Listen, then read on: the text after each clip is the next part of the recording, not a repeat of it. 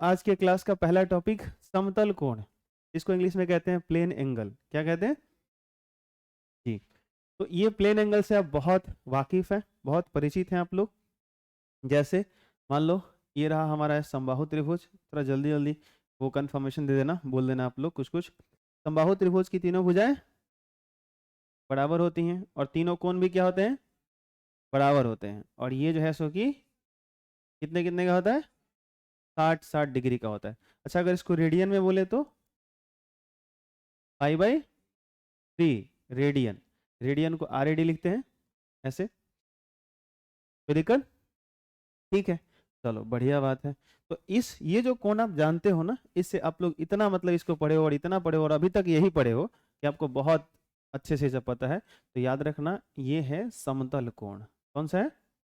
यही आपका plane angle है। क्या है बोलो? ठीक है।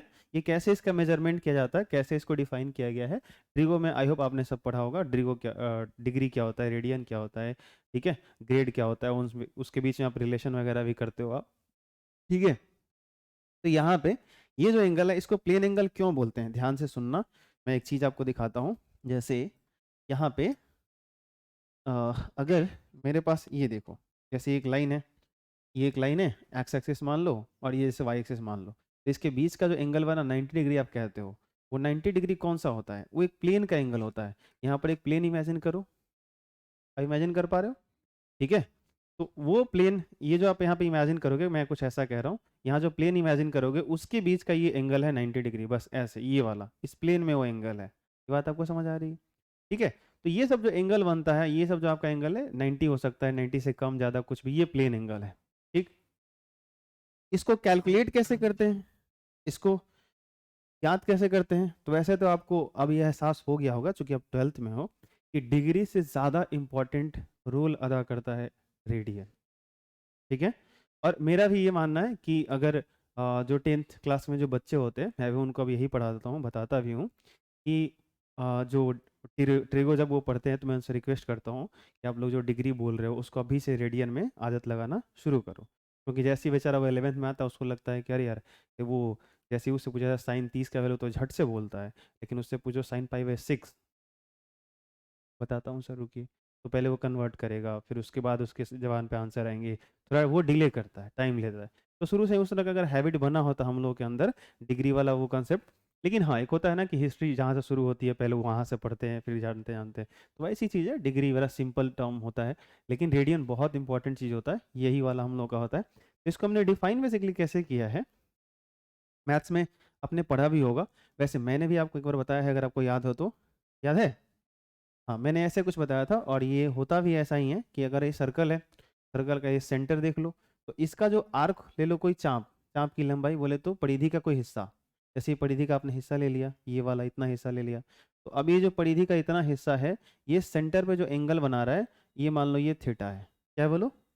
थीटा है। ध्यान सुनना मैं क्या कह रहा हूँ, ये हमने बनाया वृत्त। क्या बनाया?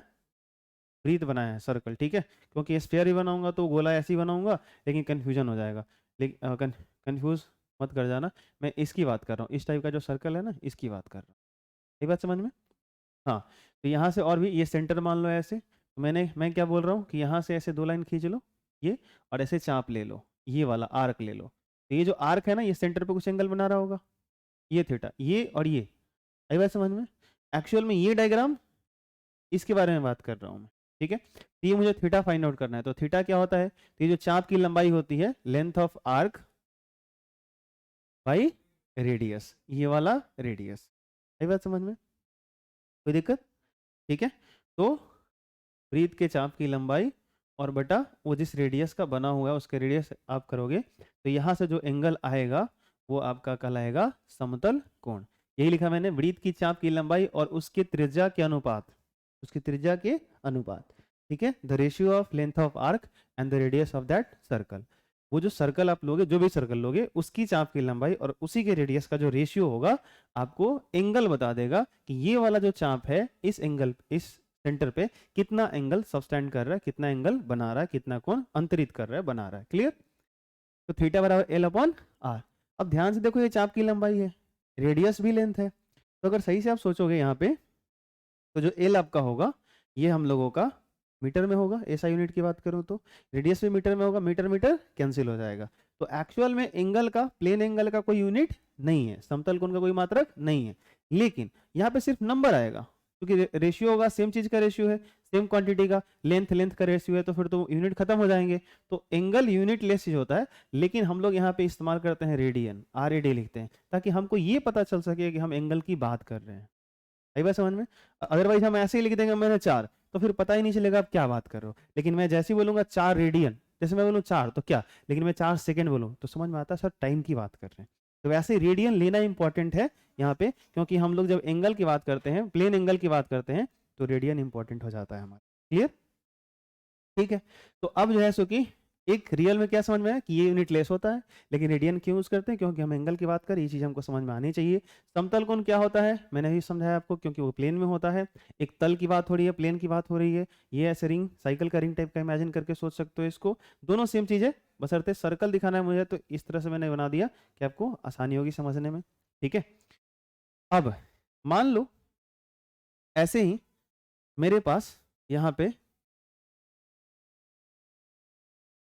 कोई एक इस तरह की चीज है, जैसे मान लो मेरे पास एक कोई रॉड है, ठीक है, या कोई ऐसी कर्व चीज है, स्ट्रेट कुछ भी ऐसा, इस तरह का एक रॉड है, और आपका जो है सो कि इधर किसी पॉइंट पे जो है सो कि आई है, ध्यान से सुनना, ये आंख है, आप यहाँ से देख रहे हो इस रॉड को, तो ये वाला जो रॉड है ना, ये वाला जो रॉड है आपके आंख पर कुछ एंगल बनाएगा। हालांकि फिजिक्स में पढ़ेंगे, लाइट में भी पढ़ेंगे, इसको बोलते हैं हम लोग दर्शन कोण बोलते हैं।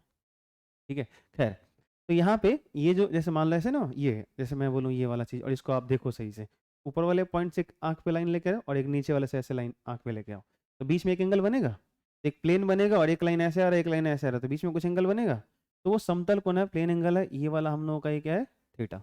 और अगर ये मुझे फाइंड करना है तो मैं कैसे करूंगा, तो देखो मैं क्या करूंगा, ये जो मैंने ले रखा है ये स्ट्रेट है, तो स्ट्रेट को तो आप कितना भी उस डायरेक्शन में बढ़ाओगे तो क्या होगा, स्ट्रेट ही जाएगा ये। लेकिन सोच के देखो कि अगर अगर अगर मैं चाहूँ यहाँ से, अगर मैं चाहूँ कि बहुत बड़ा एक सर्कल बनाऊं, एक वृत्त बनाऊं, लेकिन बहुत बड़ा बनाऊं, तो उसका ये छोटा हिस्सा स्ट्रेट हो सकता है कि नहीं हो सकता? ये बात आपको समझ आती है? दे बोलो हाँ या ना। ठीक है।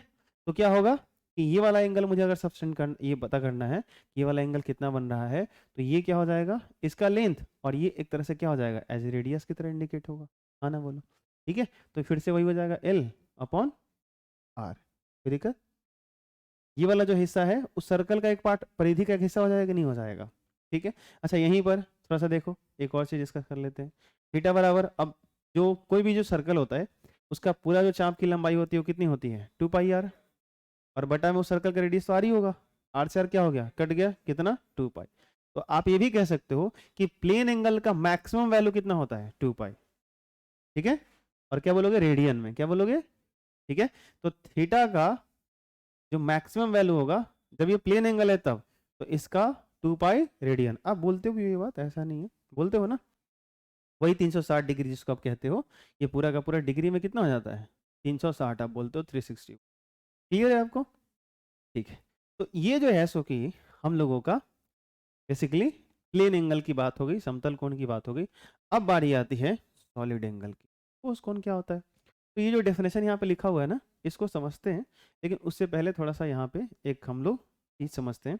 मान लो यहाँ पे आपका आंख है, सॉलिड एंगल क्या चीज होता है, कैसे बनाते हैं इसको, और यहाँ पे अब जैसे इस तरह का कोई स्ट्रेट चीज नहीं है, कोई सीधी चीज नहीं है, अगर एक लाइन है, एक स्ट्रेट है, तो ये एक रेखा टाइप का है या रेखा खंड है कुछ भी, तो फिर आप एक यहाँ से लेके आए, यहाँ से लेके आए, एक प्लेन में एंगल बन गया। लेकिन सपोज करो, इमेजिन करो कि मेरे आंख के सामने ये कॉपी है ऐसे, और मैं इसको ऐसे देख रहा हूँ। अब ये जो है सो कि मेरे अगर आई पे एंगल बना रहा होगा, मैं इसको अगर देख रहा हूँ, तो ये फिर कैसे एंगल बना रहा होगा? अब इसमें ये भी लेंथ है, ऐसे भी है, ऐसे भी है, ऐसे भी है, आई बात समझ में? तो अगर मान लो थोड़ा देर के लिए यहाँ इस एंड को मैं पकड़ता हूँ, इस वाले किनारे को पकड़ता हूँ, इस वाले साइड को पकड़ता हूँ, तो यहाँ से एक लाइन खींचता हूँ ऐसे, और यहाँ से एक लाइन खींचता हूँ ऐसे, तो उसके बीच में एक एंगल बनेगा। ठीक है, तो वो क्या होगा, प्लेन एंगल। क्या होगा? लेकिन क्या ये एंगल ये पूरे कॉपी के द्वारा मेरे आंख पे बनाया गया? नहीं बनाया गया। ये बात आपको समझ आई? मैं ऊपर वाला किनारा पकड़ता हूँ, ये वाला पकड़ता हूँ, तो ये वाला जो किनारा है ये ऐसे आया, यहाँ से एक लाइन ऐसे आया, वहां पे कुछ कोण बनेगा, इमेजिन कर पा रहे हो? ठीक है, लेकिन क्या वो ये पूरे कॉपी के द्वारा, स्पेस के द्वारा, इस वस्तु के द्वारा एंगल बना? नहीं बना। ये कुछ समझ आया आपको? ठीक है, वैसे ही आप इधर से सोचो, इधर से सोचो। अब मैं इसी चीज को यहाँ पे डायग्राम में दिखाता हूँ। अगर मान लो कि यहाँ पे मेरे पास इस तरह की एक बॉडी है, वही नोटबुक जो मैंने कॉपी ले रखी है अभी, ये चीज, और यहाँ से आप देख रहे हो मान लो, तो अगर मैं आपको ये कहने जा रहा हूँ कि यहाँ से मैं इसको मिलाता हूँ, इस वाले को और इस वाले को, तो क्या ये पूरी की पूरी जो कॉपी है, ये जो हमारा पन्ना है, ये जो वस्तु है, ये आई पर पूरा का पूरा ये जो एंगल बना रहा है, क्या ये एंगल सॉलिड एंगल है या प्लेन एंगल है? ये तो प्लेन एंगल है ना? बोलो, क्योंकि तो सिर्फ ये एक प्लेन की बात हो रही है। ये बात आपको समझ में आई? अगर मैं इस वाले एंड को पकड़ूं, जो मैं समझा रहा था अभी आपको प्रैक्टिकली, तो ये वाला जो ऊपर वाला जो एंड है, इस पॉइंट पे कितना एंगल सबटेंड कर रहा है? तो एक लाइन में ऐसे ले लूंगा और एक लाइन ऐसे ले लूंगा और ये वाला एंगल बनेगा, तो वो भी तो एक प्लेन एंगल होगा। अरे बोलो हाँ या ना? समझ आ रही बात आपको? वैसे ही आप सोचो कि नीचे वाला जो है, ये वाला, यहाँ से इसको ऐसे मिला लो, तो ये वाला जो यहाँ से यहाँ तक जो हिस्सा है, ये क्या कर रहा है? यहाँ से एक लाइन ऐसे गया, यहाँ से एक लाइन ऐसे गया, इधर से देखो तो ये भी एक प्लेन एंगल नीचे बनेगा क्या? और सेम वैसे ही अब वही मिला, हम लोग मिला दिए हैं, दोबारा नहीं मिलाना। ये वाला जो एंड होगा, वहां पे एक एंगल बना रहा है क्या? अरे बोलो हाँ। लेकिन कोई भी, हम इसमें से कोई भी एंड पकड़ के देखें और दो पॉइंट को लेकर के जब हम यहाँ आई पर मिला रहे हैं, इस पॉइंट पे मिला रहे हैं, तो जो एंगल बन रहा है वो प्लेन एंगल ही कहलाएगा। अब अगर हम ये सोचते हैं कि ये पूरा का पूरा जो कॉपी है, जो वस्तु है, ये इस आई पर कितना एंगल बना रहा है, तो आई होप इसके अंदर आप थोड़ा सा शंकु टाइप का इमेजिन करो।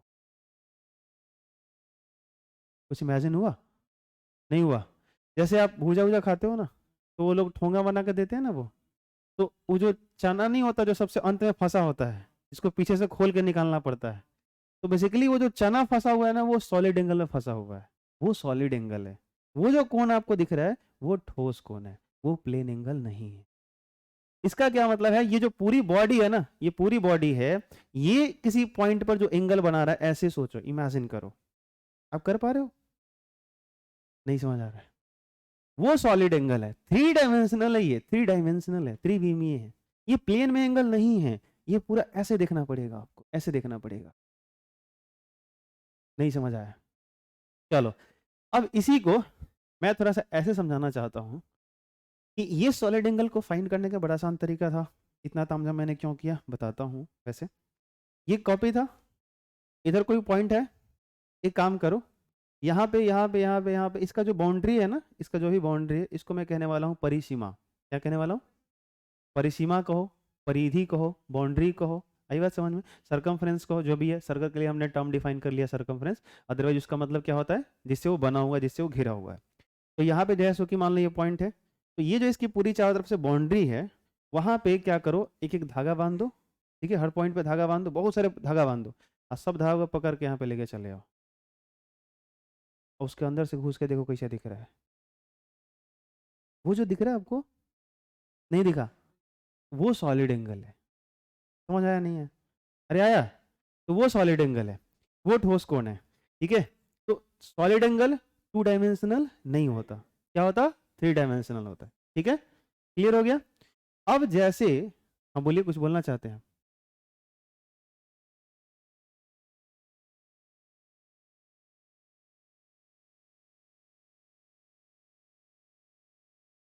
आते हैं, आते हैं। शंकु में कैसे बनेगा? शंकु आकार कैसे बनेगा? एक काम करते हैं, प्रैक्टिकल करते हैं घर पे चल के आज।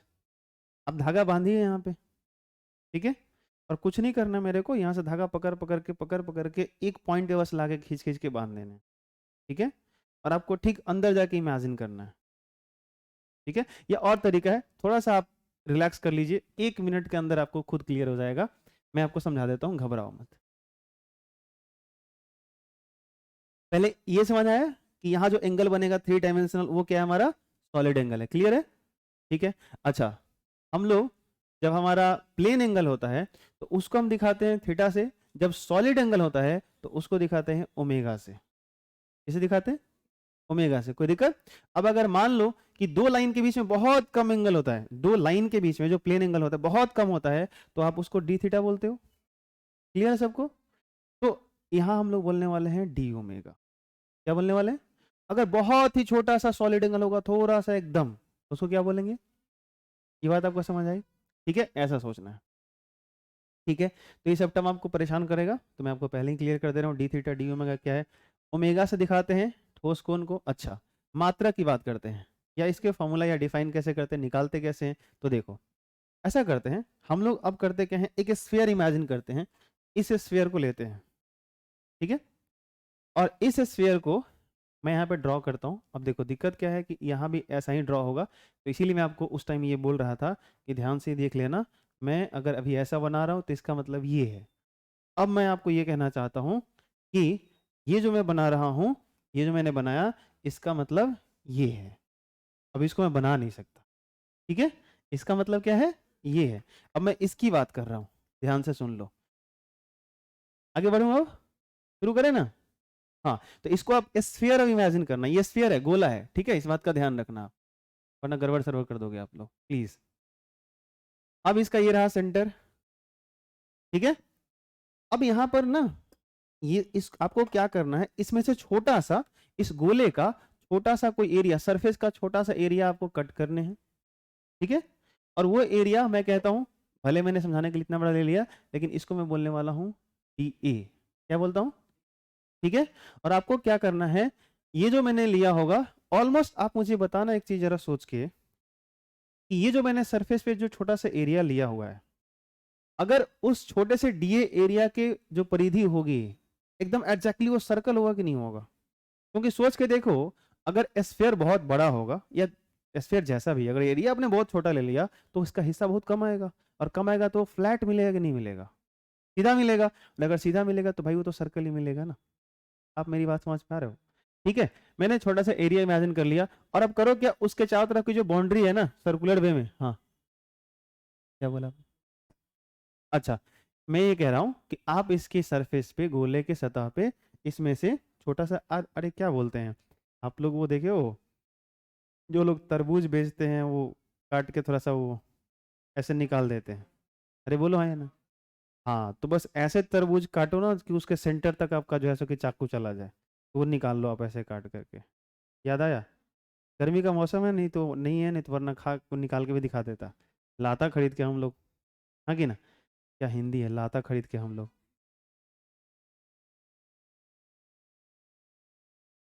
हिंदी विषय जो है मतलब बड़ा फेवरेट है मेरे को, बड़ा पसंद है, लेकिन देखो मैं कैसे हिंदी बोल रहा हूँ, ये सब आप लोगों के कारण हो रहा है। इसके पूरे दोषी आप लोग हैं, ठीक है, नहीं तो मैं बहुत शुद्ध बोलता हूँ और सही बोलता हूँ। हाँ हाँ, कभी पता नहीं, मेरा बोलते बोलते डर लगता है कभी जेंडर भी चेंज ना हो जाए, कि बोलती हूँ तुम लोगों को समझ में आ रही है, कुछ भी अजीबोगरीब मत बोल मेरे मुंह से निकल जाए।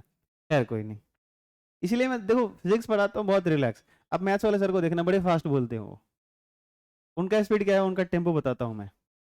तो ठीक है बच्चों, समझ में आ रहा है? चलो बच्चों, ठीक है, उनका टेम्पो यही है, टेम्पो का मतलब स्पीड, उनका उनका यही स्पीड है, अपना वो कर रहे हैं पूरा एकदम अपने स्पीड में। और आप लोगों को मैं देखता हूँ कभी कभी वीडियो इधर बैठ के एडिट करता हूँ, आप लोग बोलते भी नहीं हो, सर थोड़ा स्लो, सर थोड़ा स्लो हो जाइए, आप लोग बोलते हैं। हाँ ठीक है, तो उनसे बोला करो कि थोड़ा सर सांस वास ले लीजिए, ठीक है। भगवान ने जो है सो कि सांसें जो है ना काउंट करके दे रखे हैं, ठीक है, जल्दी जल्दी लेके निकलना है क्या आपको? इतने हड़बड़ी में क्यों आप? तो थोड़ा धीरज रखिए, ईश्वर ने जितने सांसें दी है उसको आराम आराम से लीजिए, पूरा पूरा लीजिए। हाँ, जैसे मान लो कि अब मान लो कि ईश्वर ने तुमको काउंट करके दिया कि तुमको जिंदगी भर में 1 लाख सांस लेना है, और तुम, तो क्या होगा? बहुत जल्दी निकल लोगे ना भाई, और प्यार प्यार से जिंदगी को एंजॉय करते हुए। पता चल जाए कि तुमको 1 लाख सांस लेकर के जिंदा रहना है, सोच के देखो कितना प्यार से सांस लोगे तुम। हाँ, तुम ऐसे कहोगे आज लिए ना अब कल लेंगे, हो सकता है तुम्हारे मन के अंदर ये भाव आ जाए, लेकिन ऐसा करना मत वरना पहले निकल जाओगे। ये सब मत करना, ठीक है, थोड़ा सीरियस नोट है ये सब। मैं गौर करता हूँ कई चीज़ों को, लेकिन बोल नहीं पाता हूँ, तो आप लोग प्लीज़ थोड़ा सा रिलैक्स। तो मैं तो बहुत आराम आराम से बोलता हूँ, तो थोड़ा सा इस चीज़ को लेके, फिजिक्स है ही थोड़ा सा आराम से पढ़ने वाली चीज़, समझने वाला चीज़ है, वापस आओ। तो मैं ये कह रहा हूँ कि ये जो है ना, अच्छा, ये जो है ना, इसका जो बाउंड्री है ना, यहाँ से करो क्या, इस बाउंड्री के हर पॉइंट से इसको ला करके आप ऐसे मिलाओ, ऐसे थोड़ा सा 3 डायमेंशनल टाइप का है, ऐसा कुछ है। मैं ये कहना चाहता हूँ, सुनो सुनो, ये ऐसे रहा, ये एक पॉइंट है, और इस देखो शंकु बनेगा कि नहीं बनेगा, आपको दिख रहा है? नहीं दिख रहा है आपको? थोड़ा सा ये 3 डायमेंशनल चीज है, दिख रहा है आपको? ऐसा नहीं लग रहा इसके अंदर कुछ डालोगे तो वो अंदर जाके अटेगा रहेगा? समझ आ रहा है आपको? हाँ वही देखना है आपको। ठीक है? क्या हंसी है? कौन सी बोल रहा है तुम? हे भगवान।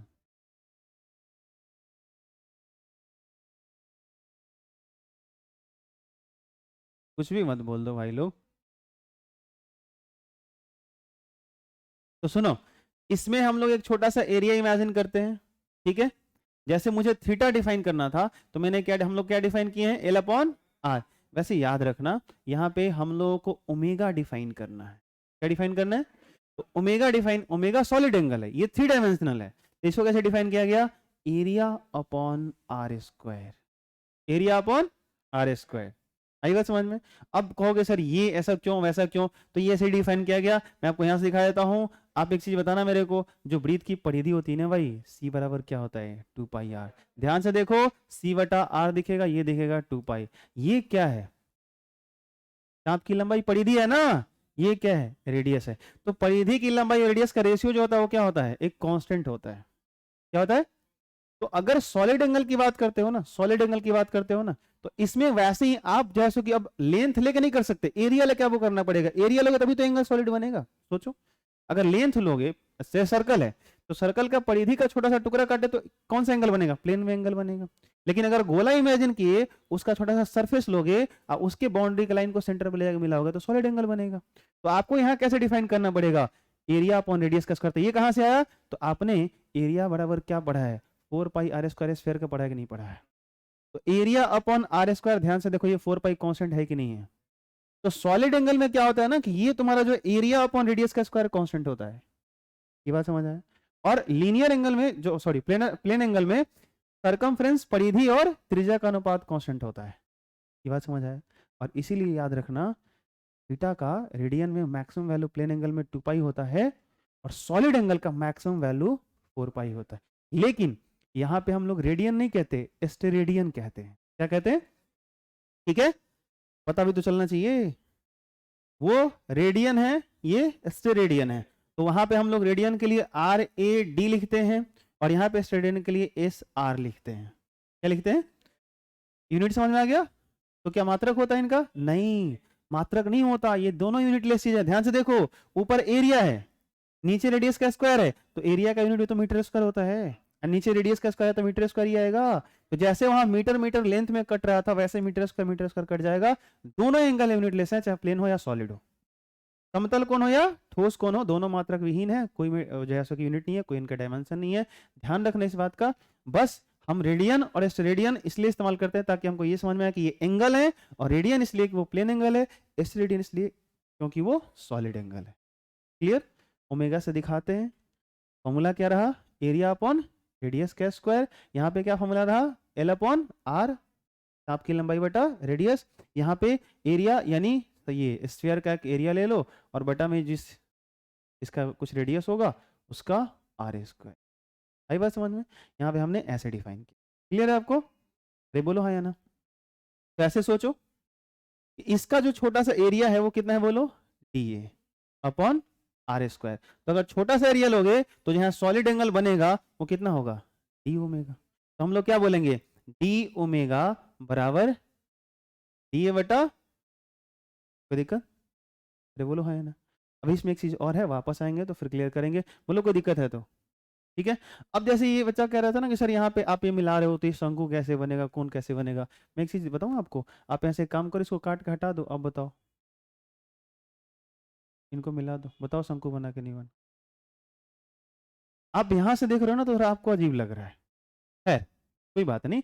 आप कोई भी ले लो, किसी भी तरह की बॉडी ले लो, किसी भी तरह का बॉडी, वो तो मैंने जानबूझ के कॉपी ले लिया है। आप ना बस ऐसे सोचो थोड़ा सा, कि किसी भी शेप की एक बॉडी ले लो, आपको मर्जी करे तो आप इस तरह कोई बॉडी ले लो, ऐसे तेरा मेरा कुछ भी ले लो। ठीक? और आप फिर यहाँ पे एक पॉइंट इमेजिन करो, और ये जो इसका परिसीमा, इसकी बाउंड्री दिख रही है ना, इसके हर पॉइंट से एक धागा लाके यहाँ पे बांधो। रुको, बांध रहा हूं, समझ आ रही बात? लाके बांधो, समझ आ रही बात? अब बांधोगे तो अब वहां मत जाओ, आप यहां आके देखो ऐसे, और देखो कि सब धागा आपको ऐसे दिख रहा है कि नहीं दिख रहा है। आपको अपने आप ऑटोमेटिकली वहां पे कोन टाइप का दिखेगा, शंक्वाकार दिखेगा। समझ आ रही बात? ठीक है, ये थोड़ी सी इमेजिनेशन की दुनिया है और करने पड़ेंगे थोड़ा सा, क्या कीजिएगा, इमेजिन करिए, सोचिए। क्लियर? वैसे चित्र वित्र मैं दिखा देता हूँ, घबराओ मत, आप कहोगे तो मैं लास्ट में दिखा देता हूँ, इमेज वगैरह दिखा देता हूँ, कोई दिक्कत है आपको? ठीक है, चलो थोड़ा सा जो लिखना है आपको डायमेंशन वहां से आता हूँ, सुनना ध्यान से। तो प्लेन एंगल समझ में आया? ठीक है, आगे ठोस कोण। अब ध्यान सुनो क्या लिखा गया। एक दिए गए पृष्ठ, जैसे मान लो कोई ने आपको वही, जैसे ये दे दिया, कॉपी दे दिया, ये कोई पृष्ठ दे दिया, कोई कागज दे दिया, कोई कागज का टुकड़ा, कॉपी, कुछ भी ऐसा। एक दिए गए पृष्ठ के परिसीमा, परिसीमा मतलब ये बाउंड्री वाली, ये बाउंड्री आई बात समझ में? ये जो इसकी बाउंड्री है उसकी बात कर रहा हूँ। एक दिए गए पृष्ठ के परिसीमा के सभी बिंदुओं, परिसीमा के सभी बिंदुओं को एक निश्चित बिंदु पर मिलाने से एक शंक्वाकार आकृति प्राप्त होती है, जिसका शीर्ष बिंदु, जिसका शीर्ष एक बिंदु पर होता है, जिसका वर्टेक्स, सबका वर्टेक्स कहाँ, एक पॉइंट पे होगा, उसको हम लोग क्या बोलेंगे? बोलो बोलो, क्या कहलाता है? ठोस कोण कहलाता है। ये खाली जगह था, फिल इन द ब्लैंक्स। क्या कहलाता है? ठोस कोण कहलाता है। एक दिए गए पृष्ठ के, क्या बोलो, एक दिए गए पृष्ठ के परिसीमा के सभी बिंदुओं को एक निश्चित बिंदु पर मिलाने से एक शंक्वाकार आकृति प्राप्त होती है, जिसका शीर्ष एक बिंदु पर होता है, क्या कहलाता है? ठोस कोण कहलाता है। कोई दिक्कत? इसका मात्रक स्टेरेडियन होता है, इसे ओमेगा से सूचित करते हैं, इसे पढ़ चुके हो। और यहाँ बोलो बोलो, कोई दिक्कत है? आगे बढ़े? ठीक है, तो ये मैं मिटा देता हूँ, फिल इन द ब्लैंक्स आप कर लेना खुद से। ठीक है, देखो गोले के क्षेत्रफल, क्या बोला मैंने? गोले के क्षेत्रफल अल्पांश, मतलब जो गोला मैंने ले रखा था उसके क्षेत्रफल का छोटा सा हिस्सा लिया था मैंने। क्या लिया था? अल्प मतलब थोड़ा, अंश मतलब हिस्सा, थोड़ा सा, थोड़ा सा, तो उसी को क्या बोलते हैं? अल्पांश। और इंग्लिश में इसको बोलेंगे एलिमेंट। क्या बोलेंगे? एलिमेंट। कोई बहुत बड़ा चीज है, उसका एक छोटा सा टुकड़ा। और वैसे भी एलिमेंट केमिस्ट्री में टर्म जब इस्तेमाल करते हो तो एलिमेंट क्या है सोचो, तो दुनिया के सबसे छोटा यूनिटरी चीज है, बेसिक चीज है, हाँ कि ना? अरे एलिमेंट को तो परमाणु बोलते हो यार, अरे बोलो हाँ या ना? तत्व से ही, तत्व में ही परमाणु मिलते हैं ना भाई, तो परमाणु क्या है, बेसिक है कि नहीं है? तो एलिमेंट बोलने का मतलब क्या, फंडामेंटल चीज आ गया। तो गोले के क्षेत्रफल बोलो, गोले के क्षेत्रफल अल्पांश, क्षेत्रफल अल्पांश मतलब गोला के क्षेत्रफल का छोटा सा कोई हिस्सा, डीए, डीए याद आया? गोले के क्षेत्रफल अल्पांश और उसके त्रिज्या के वर्ग के अनुपात ठोस कोण की माप होती है, जो मैं वही बार बार कह रहा हूं कि ओमेगा बराबर ए अपॉन आर स्क्वायर। कोई दिक्कत? अब आपसे एक चीज पूछा भी जा सकता है कि अगर मान लो आपसे किसी ने पूछ दिया कि एक रेडियन क्या है, चलो थोड़ा सा इसके आंसर करते हैं। एक रेडियन क्या है? तो हमने ये पढ़ा, रेडियन के लिए theta upon L by R. तो मैं बोलूंगा अगर मेरे पास कोई सर्कल है जिसका रेडियस आर है, ठीक है, तो इतना ही रेडियस का मैं अगर चाप की लंबाई ले लूं, मेरे पास एक सर्कल है, इसका रेडियस आर है, तो मैं चाप की लंबाई उतना ही लूंगा जितना रेडियस का वैल्यू है एल बराबर आर। तो उस टाइम जो ये चाप इस सेंटर पे एंगल बनाएगा वो क्या कहलाएगा? एक रेडियन कहलाएगा। ये बात आपको समझ आई कि नहीं आई? बोलो हाँ या ना? समझ आया? वृत्त के चाप की वो लंबाई जो उसके त्रिज्या के बराबर हो, उसके द्वारा केंद्र पर बनाया गया अंतरित कोण कितना होता है? एक रेडियन होता है। सिंपल, आई बात समझ में? तो ये टफ चीज नहीं है। वैसे ही सोचो अगर किसी ने पूछा कि एक स्टेरेडियन क्या होगा, तो जो सर्कल का, जो रेडियस का आप स्फीयर लोगे, जिस त्रिज्या का आप गोला लोगे, उस रेडियस के स्क्वायर का कुछ वैल्यू आएगा, उतना ही एरिया, उस रेडियस के स्क्वायर का जो वैल्यू आएगा उतना ही एरिया आप उसके सरफेस में से काट के निकाल सकते हो। तो वो एरिया जो एंगल बनाएगा, सॉलिड एंगल बनाएगा, वो एंगल क्या होगा? एक स्टेरेडियन होगा। बोलो समझ में आ रहा है कि नहीं यार? आ रहा है? हमने गोला लिया, एक स्फीयर लिया, उसकी अपनी कुछ त्रिज्या होगी, रेडियस होगी, उस रेडियस का स्क्वायर करो, एक वैल्यू आएगा, आएगा, उतना ही एरिया उसके सरफेस में से काट के निकालो, उन सभी के बाउंड्री के पॉइंट को पकड़ के सेंटर पे मिला दो, भैया एक सॉलिड एंगल बनेगा। वो सॉलिड एंगल आपका कितने का है?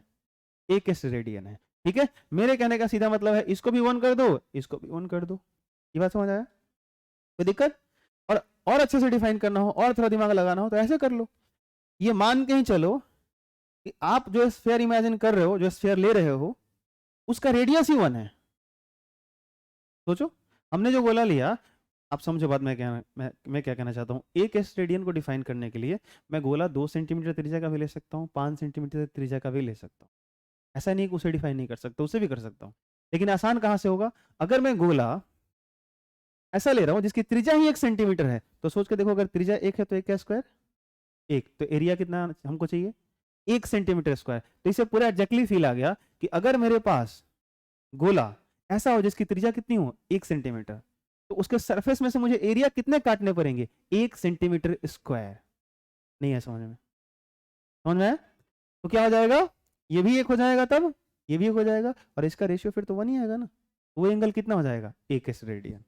नहीं आया समझ में? कोई दिक्कत? ठीक है, तो हर बात जो है सो कि मैं आपको अच्छे से कर दे रहा हूँ, इसलिए ध्यान रखना। अब देखो, माना कि आर त्रिज्या एवं ओ केंद्र वाला कोई गोला है, गोले के पृष्ठ पर क्षेत्रफल डी ए, ये कैपिटल ए कर लेना यहाँ पे। डी ए की कल्पना करते हैं, छोटा सा एरिया इमेजिन करते हैं हम लोग, जो गोले के केंद्र पर डी ओमेगा ठोस कोण बनाता है। तो डी ओमेगा बराबर हम लोगों का क्या बनेगा बताओ? डी ए बटा, बस यहाँ पर ये फॉर्मूला आपको याद रखना है। कोई दिक्कत? अच्छा, यहाँ पर डी ओमेगा इज इक्वल, आप ये भी याद रख लेना थोड़ा सा, मैं समझा देता हूँ कहाँ से आया ये।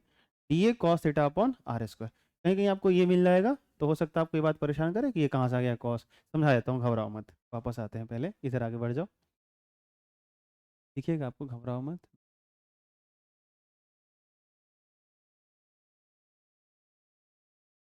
ऐसे एक चीज़ बताओगे मेरे को, अगर मैं बोलूँ कि ये वाला कोण 30 डिग्री है, प्लेन एंगल की बात कर रहा हूँ, तो हाई वाला कितना है? हैं? ऐसा नहीं ना कि बड़का हो गया तो 45, हाई हो गया 60, ये सब नहीं ना पढ़े हो? फिर तो ठीक है। चलो, तो इतने समझदार तो आप लोग हैं, बोलो हाँ या ना? बढ़िया बात। तो अब मुझे एक चीज बताओ, अगर मैं यहाँ पे कह रहा हूँ कुछ, ये मान लो कि इसका मैं कह रहा हूँ कि ये मान लो कि 2 रेडियन है, कितना बोलो? मैंने कुछ वैल्यू बोला कि ये वाला सॉलिड एंगल 2 रेडियन है, ठीक है? तो मुझे ये बताओ कि ये कितना है? हाँ, ये कितना है ना? तो आप ये चीज समझो कि यहाँ पर आप जो है सो कि इससे डिसाइड नहीं हो रहा है कि आप जो है यहाँ पे किस शेप का बॉडी ले रहे हो, इससे डिसाइड हो रहा है कि यहाँ पर इसकी जो परिसीमा है और ये जो मिला रहे हो, ये कितना बड़ा स्फीयर का पार्ट है। वो ये बात समझ में आ रही है आपको? अब आप कहोगे सर ये जो है सो कि ये छोटा पार्ट हो गया, दूर आएंगे तो बड़ा लेंगे, तो अरे भैया आपका जो सॉलिड एंगल है वो ए अपॉन आर स्क्वायर है यार, तो इसका एरिया छोटा होगा तो रेडियस भी तो छोटा होगा, इसका एरिया बड़ा होगा तो रेडियस भी तो बड़ा होगा, रेशियो कांस्टेंट ही रहेगा। वही तो मैं कह रहा था, एरिया अपॉन आर का स्क्वायर हमेशा क्या रहता है? कांस्टेंट रहता है। ये बात समझ आ रही है आपको? ठीक है, अब इसमें थोड़ा सा कि क्या बोलते हैं, ये कॉस थीटा का क्या चक्कर है कि ए कॉस थीटा, ऐसा लिखा था ना मैंने, क्या लिखा था देखो इधर, डी ओमेगा बराबर डी ए, डी ए मतलब छोटा सा एरिया लिया मैंने, ठीक है? तो ये कॉस थीटा कहाँ से आ गया, समझाता हूँ। एक चीज सोचो थोड़ा सा, कि ये जो मैंने रेक्टेंगुलर ऐसे ले रखा था, ये जो कॉपी ऐसे ले रखा था, अगर मान लो ये ऐसे है और इधर एक पॉइंट है, ठीक है, और इसके जो बाउंड्री से मैं मिला करके ऐसे एंगल बना रहा था, अगर इसको मैं ऐसा करता हूँ, तो फिर उस सॉलिड एंगल पे इसका इफेक्ट पड़ेगा कि नहीं पड़ेगा? चलो पूरा ही कर देता हूँ, घबराओ मत, ऐसे मैं कर देता हूँ आपकी तरफ। अब इमेजिन करो कि इधर कोई आपके सामने पॉइंट है और यहाँ से धागा लेके बांधे हो, ठीक है? तो इमेजिन करना सॉलिड एंगल कुछ तो बना होगा। इसको मैं ऐसे कर दूं, अब बताओ सॉलिड एंगल कितना है? 0। नहीं समझ आया? सॉलिड एंगल क्या हो गया? क्यों 0 हो गया? क्योंकि ऐसे हो गया ना भाई, तो यहाँ से धागा भी वहीं जा रहा है, यहाँ से धागा भी, सब तो प्लेन में ही आ गया धागा, अरे बोलो हाँ या ना? तो सॉलिड एंगल तो बन ही नहीं रहा। नहीं है समझ में? तो इसको अगर मैं चेंज कर रहा हूँ, इसको अगर मैं चेंज कर रहा हूँ, तो सॉलिड एंगल पे फर्क पड़ेगा कि नहीं पड़ेगा? कैसे भी, ऐसे चेंज करो, ऐसे चेंज करो तब भी फर्क पड़ेगा, ऐसे करो तभी फर्क पड़ेगा, बोलो हाँ या ना? ये बात आपको समझ आती है? तो अगर सोचो कि हम लोगों ने थोड़ा सा पिछले वाले क्लास में जाते हैं, कल के क्लास में, कि एरिया को एरिया वेक्टर डिफाइन करा था, तो अगर ये एरिया है तो इसका एरिया वेक्टर बताओ किधर होगा? किधर होगा? ऐसे होगा, ठीक है। मैं थोड़ा सा नहीं नहीं देखो, अगर मैं उधर सेंटर बोल रहा हूँ तो वो स्फीयर के अंदर चला गया, बाहर मैं हूँ, क्लियर। तो इसका एरिया वेक्टर मैं इधर मान सकता हूँ ऐसे, मैं अपनी तरफ, समझ में आ रहा कि नहीं आ रहा?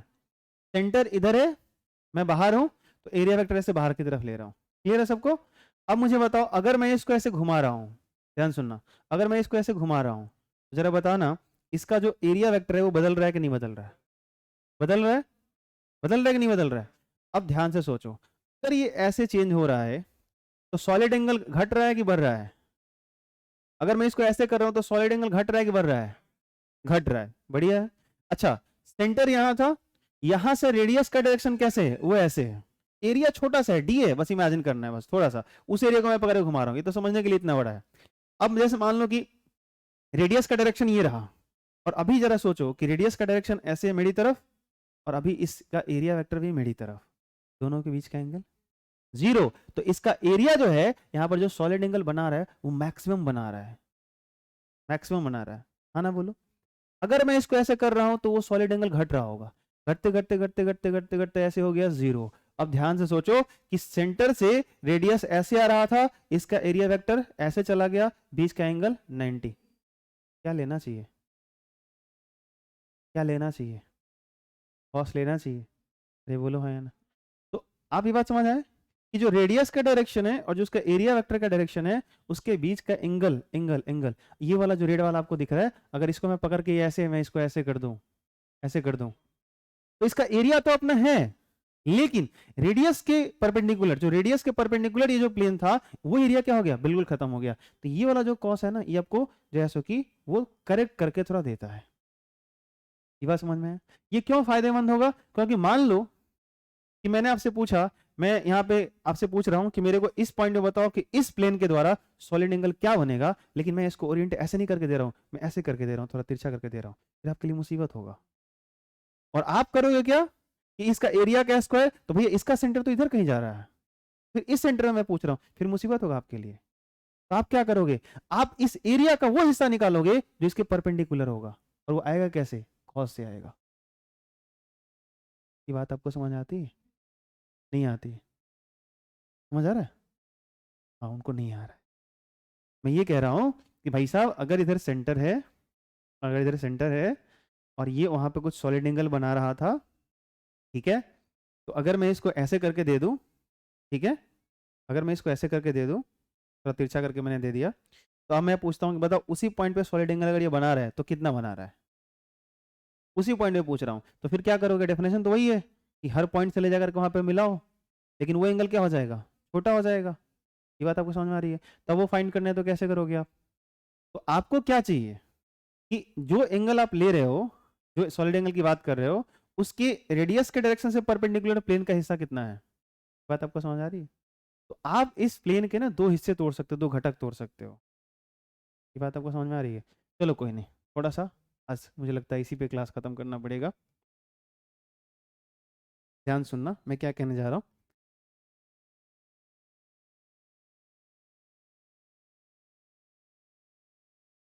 कोई नहीं, नहीं आ रहा है तो आएगा धीरे धीरे, क्यों नहीं आएगा? क्योंकि ये क्लियर होगा तभी गॉस थ्योरम फिर प्रूफ कर पाओगे ना इस तरीके से भी। और प्रूफ करनी ही है आपको, सीखना ही है, कोई उपाय नहीं है, छोड़ नहीं सकते हम लोग। चलो मैं कह रहा हूं कि ये एक एरिया वेक्टर है, ध्यान सुनना। क्या है बोलो? ये एक एरिया वेक्टर है, और ये है कुछ ऐसा 10 मीटर स्क्वायर ऐसा कुछ, और डायरेक्शन तीर के डायरेक्शन से ही समझ जाओगे कि ये एरिया मतलब इस डायरेक्शन में है। अब मुझे बताओगे अगर किसी एरिया का ये एरिया वेक्टर है तो प्लेन कैसा होगा? अगर किसी ये क्षेत्रफल का क्षेत्रफल सदिश है, क्षेत्रफल सदिश की दिशा है, तो बताओ वो प्लेन कैसा होगा? वेरी गुड, इस डायरेक्शन से परपेंडिकुलर ऐसा कुछ होना चाहिए। दिमाग लगाओ, सोचो। मैं तुमसे ये कहता हूं कि ये रहा प्लेन, कल के क्लास में ही था, प्लेन अगर ये है तो वेक्टर ही होगा, एरिया वेक्टर ये होगा। लेकिन अगर मैं ये कह रहा हूँ कि एरिया वेक्टर ये है तो प्लेन कैसा होगा? अरे ये होगा ना। मैं कह रहा हूँ एरिया वेक्टर ये है तो प्लेन कैसा होगा? ऐसा होगा ना भाई। मैं कह रहा हूँ एरिया वेक्टर ये है तो प्लेन कैसा होगा? ऐसा होगा। मैं कह रहा हूँ एरिया वेक्टर ये है तो प्लेन कैसा होगा? ऐसे होगा। मैं कह रहा हूँ एरिया वेक्टर ये है तो प्लेन कैसा होगा? ऐसे होगा। नहीं आ रहा समझ में? आ रहा है?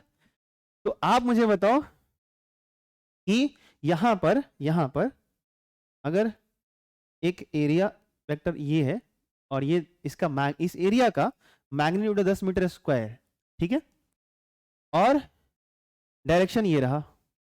अब ये मान लो कि जो है सो कि ये 45 डिग्री पे मान लो एंगल मैं आपको दे देता हूँ, ठीक है। अब आपको ये पता है ये प्लेन से आपको थोड़ा सा समझना टफ काम हो जाता है, लेकिन आप इसके घटक तो तोड़ ही सकते हो।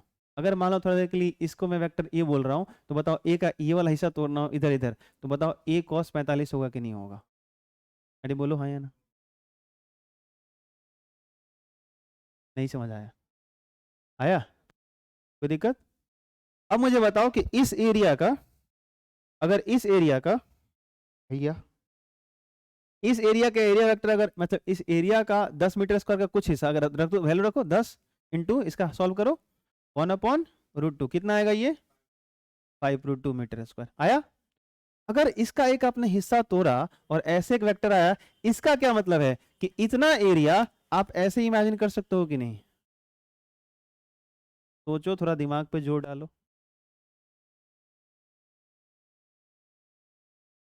नई बात पल्ले पड़ रही ना अभी भी? आप समझो, अगर ये इस एरिया का, ये जो ऐसा वाला एरिया था, इस एरिया का क्षेत्रफल ये पूरा था 10 मीटर। अरे भाई कोई सर्कल इमेजिन कर लो, किसी भी शेप में कर सकते हो, लेकिन मैं कह रहा हूँ सर्कल इमेजिन कर लो थोड़ा देर के लिए, और इसका क्षेत्रफल है 10 मीटर स्क्वायर, तो इसका इसके परपेंडिकुलर इसका डायरेक्शन होगा।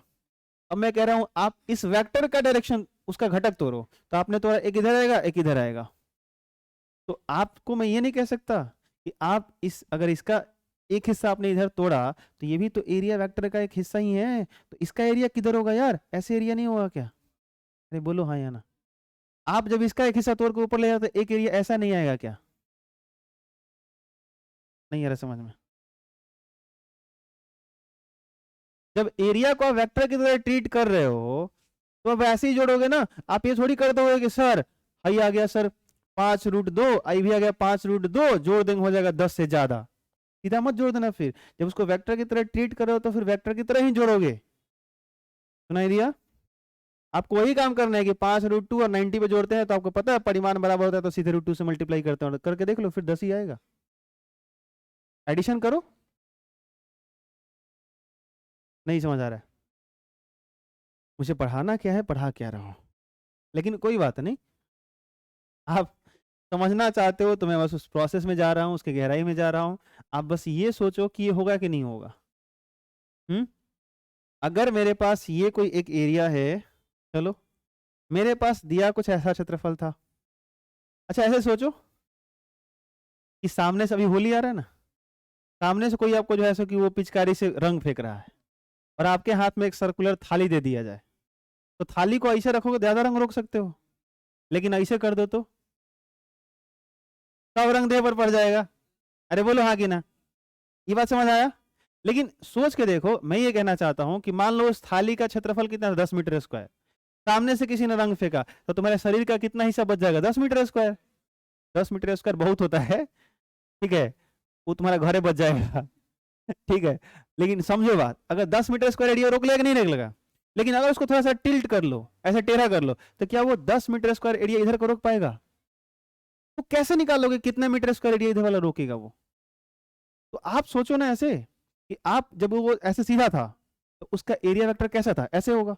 अगर ऐसा सर्कल थाली अपने पकड़ के बैठा हुआ है तो उसका एरिया वेक्टर ऐसा होगा। अगर थाली को तुमने ऐसे घुमा लिया थोड़ा सा तो एरिया वेक्टर ऊपर चला गया, तो यहाँ से कुछ एंगल बना लिया। अरे बोलो हाँ या ना। तो ये 10 मीटर स्क्वायर ये डायरेक्शन, तो इसका एक घटक आपने तोड़ा इस डायरेक्शन में, तो इसका जो घटक हिस्सा है ना भाई, उतना ही एरिया बस अब रोकेगा। ऐसे नहीं पल्ले पड़ रहा है? रंग पड़ गया कि पल्ले पड़ गया? समझ आया कि नहीं आया?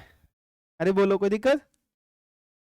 तो मैं ये कहना चाहता हूं कि अगर ये आपका एरिया है और इसका ये वाला एरिया वेक्टर है, ये बात आपको समझ आ रही है? ये वाला आपका एरिया वेक्टर है, सुनाई दिया? तो इस कंडीशन में आप जो है सो कि इसके दो घटक तोड़ सकते हो, और जब दो घटक तोड़ोगे तो एक एरिया हिस्सा इस पूरे क्षेत्रफल का ग्रीन वाला जो एरिया है उसका इतना हिस्सा इस ऐसे है और एक हिस्सा ऐसे है। ये बात समझ आया? इस एरिया का एरिया वेक्टर इधर, इस एरिया का एरिया वेक्टर ऊपर, इन दोनों को जोड़ो ऐसे आएगा, टोटल एरिया ये वाला आएगा। नहीं समझ आया? हाँ, ये परमाणु का कक्ष, ही रहा नाभिक, इसमें घूमेगा electron. This is called chemistry. खत्म। हाँ, इन फिजिक्स। जोक सब पार्ट समझ आया कि नहीं आया? अरे बोलो आया। चलो यहीं पे अब खत्म कर लेते हैं क्लास। सुनो ध्यान से। अगर मान लो, सुनाई दे रहा है? अब मान लो कि इधर कोई सुन में नहीं करता है सब, समझा करो बात। अब मैं आपसे ये कह रहा हूं, उस वक्त से तो कहीं रहे हैं आप। यहां पे मेरे पास एक पॉइंट है, ठीक है, और मैंने यहां पर एक ऐसा सर्कुलर एरिया इमेजिन किया, क्षेत्रफल है ये, तो यहां पर ये कुछ सॉलिड एंगल बनेगा कि नहीं बनेगा? बोलो बनेगा ना? शंक्वाकार इमेजिन कर पा रहे हो? तो एक सॉलिड एंगल बनेगा। लेकिन मेरा ये कहना है कि अगर इसी एरिया को मैं थोड़ा सा टिल्ट कर दूं, ऐसे इसी चीज को मैं ऐसे थोड़ा सा घुमा दूं, ऐसे सोचो, दिमाग पे थोड़ा जोर डालो। तो अगर ऐसे मैंने इसको पकड़े कर्व कर दिया, तो क्या वाकई उतना ही एंगल बनेगा? नहीं बनेगा। अब फाइंड करना कितना बनेगा। तो पहले इसका एरिया वेक्टर ऐसे था, अब कितना है दोस्त? अब तो ऐसे है। अरे बोलो हाँ या ना? तो इस वाले एक्सिस से एंगल बना कि नहीं बना?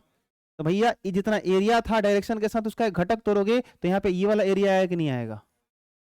ये एरिया जो यहाँ पे एंगल सब्सटेंड करेगा उस टाइम वो होगा डी ओमेगा। तो अब एरिया कौन सा ले रहे हो? अब एरिया क्या ले रहे हो? इस एरिया का, इस जो डी एरिया था उसका कॉस थीटा ले रहे हो कि नहीं? अरे यार डी ए कॉस, ये कॉस ही लोगे ना? नहीं समझ आ रहा है? जब, अरे सच में, हाँ, जब रेडियस के परपेंडिकुलर एरिया तब तो कोई टेंशन नहीं है, क्योंकि रेडियस भी उधर, एरिया वेक्टर भी उधर, बीच का एंगल 0, कॉस 0 का वैल्यू 1। मजाक थोड़ी कर रहा हूं मैं। अरे बोलो आया ना? समझ आ रही बात? अरे यार जब एरिया ही ऐसे था तो वेक्टर इधर, रेडियस भी उधर, बीच का एंगल 0, कॉस 0 1, कहानी खत्म है। तो उस वक्त मैं कहाँ कह रहा हूँ, आप लिखो ना, हमको कोई एतराज है, डी ए बटा आर स्क्वायर, कोई प्रॉब्लम है? लेकिन जिस दिन हाइट टेढ़ा करके दिया ना, उस दिन बुखार चढ़ जाएगा। समझा? तो उस वक्त क्या लेना पड़ता है? तो शुरू से ही अगर लगा लो ना, जब थीटा 0 होगा तो 1 कर देंगे, बात खत्म है। अरे बोलो हाँ या ना? तो कल के क्लास में तुम लोगों से हम पूछेंगे कि डी ए कॉस थीटा बटा आर स्क्वायर किसका फॉर्मूला है, और डी ओमेगा क्या है? सॉलिड एंगल है। क्या है बोलो? कोई दिक्कत? ठीक है, यहाँ डी लगाए होते हैं, डी है, ये डी हटा दोगे तो डी हट जाएगा, ओमेगा बराबर ए कॉस थीटा बटा आर स्क्वायर हो जाएगा। कोई दिक्कत? ये समझ में आया?